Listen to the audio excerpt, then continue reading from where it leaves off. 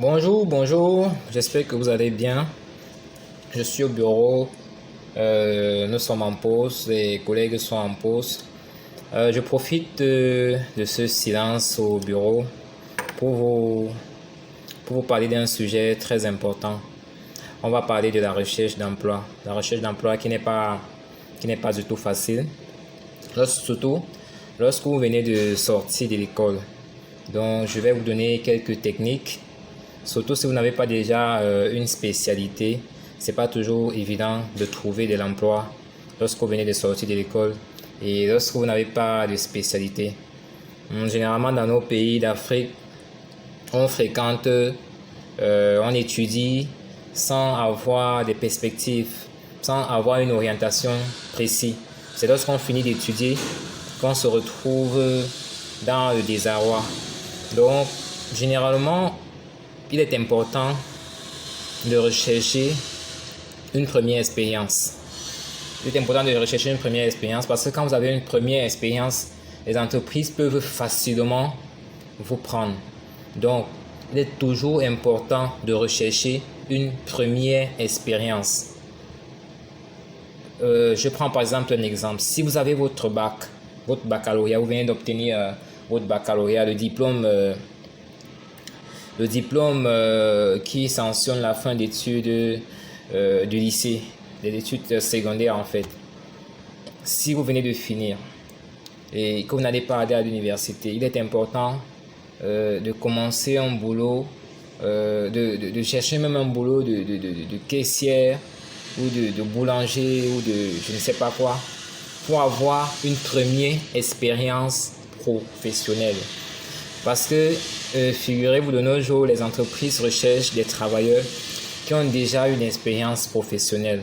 Donc, c'est très, très important de venir avec déjà une expérience professionnelle.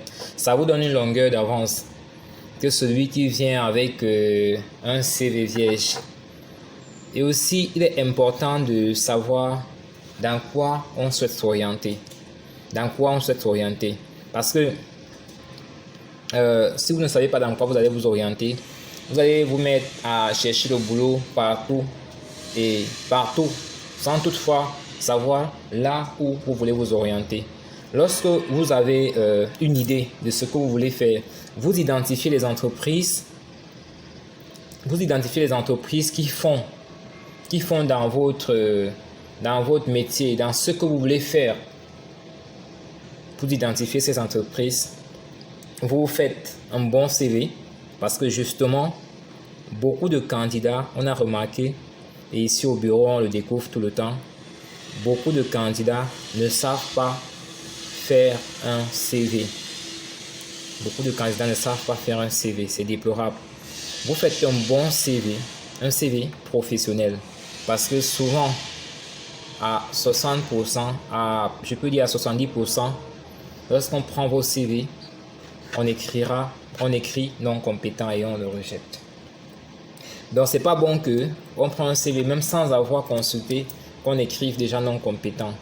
Donc je tiens à dire que lorsque vous avez déjà identifié une entreprise, identifié des entreprises qui font dans le métier ou dans les métiers que vous souhaitez faire dans l'avenir, lorsque vous identifiez, vous essayez de voir est-ce que la formation professionnelle que j'ai faite à l'école correspond.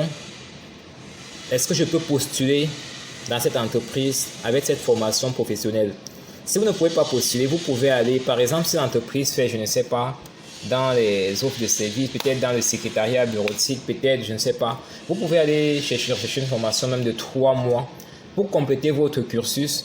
Du moins, vous demandez un stage. Il est toujours important de faire un premier stage ou du moins de faire une première expérience dans le monde professionnel, même si on ne va pas vous payer, même si c'est gratuit, il faut savoir parfois travailler même gratuitement pour acquérir de l'expérience. C'est très très important. Les entreprises recherchent des personnes qui savent déjà. Vous savez, notre société devient de plus en plus capitaliste. Donc, lorsque vous cherchez le travail, n'y allez pas en profane. Renseignez-vous Aujourd'hui, l'État, par exemple au Cameroun, je sais que l'État met beaucoup de structures à disposition des jeunes qui recherchent du travail.